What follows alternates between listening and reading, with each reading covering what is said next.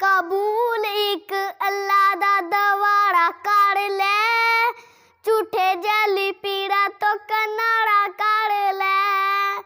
मुश्किलां नी हल कोई कर सकदा, बना एक मक्खी दा नी पढ़ सकदा।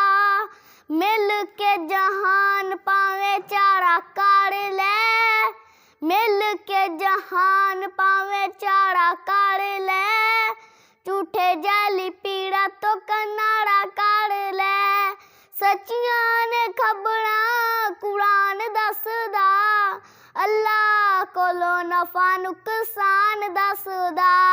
पढ़ के कुरान ते नताड़ा कर ले, पढ़ के कुरान ते नताड़ा कर ले।